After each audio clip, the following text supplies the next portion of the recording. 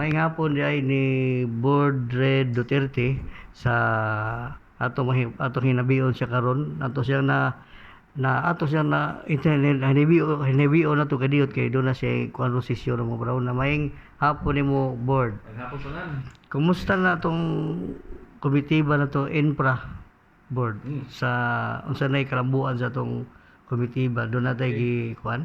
Okay, sa komitibo sa infrastruktura, update lang. Oh. Ano tayo ubay-ubay no na gikan itong mga nasugdan karong tuiga na hapit na gyud nga human karon no. Number one yun is ang kaning amo bakong building sa Danao Hospital no, na maghatag og dugang yun na serbisyo para sa mga taga-norte na mga masakiton no. As far as I know, I believe part ang building nga nanatay kuan diha makabutang na ta og ICU no. So katong mga medyo grabe ang mga kaso sa health di na kinahanglan mo adto sa ari sa syudad no. So hopefully na by maybe middle of next year mahuman gyud na no. So pasalamat pud ta sa akong samtangan na administrasyon na ilang gipadayon ang kaning maong programa sa infrastructure. Apart from that, next year nagpanong pud mi sa budget nato for next year.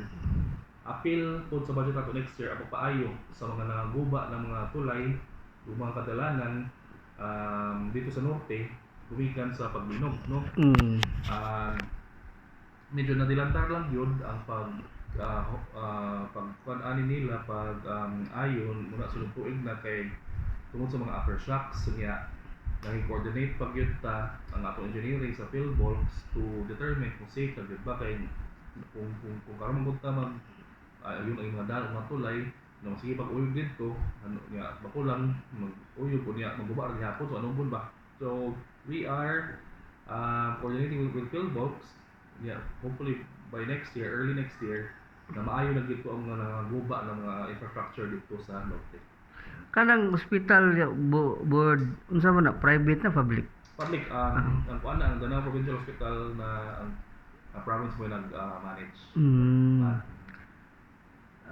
Kanang mga kanto siguro nagpadayon dyan po nag-construct giayo dyan po na board kanang nangadaot sa norte nga bahin?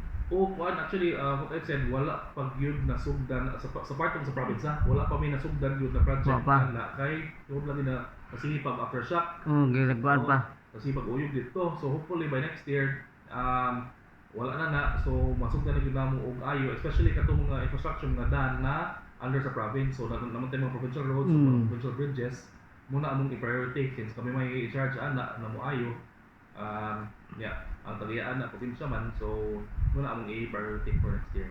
Update board sa netabo nga bagyong Tino kumusta naman ang sa inyo ha? Actually no biktima sa ko sa bagyong Tino ako mubalay bahaan sa grabe ilapok sa amo pero 1 month kapin after the bagyo we're slowly recovering no. Na ado na paghapoy mga hugaw sa mga daan pero di ko ta ka-blame ba sa Jesus nga tao kung sa kadaghan sa gyud ba na naktaran unya hopefully by end of this year or early next year na mahawa na gyud ang tanan mga areas no na naktaran taon dito sa baha.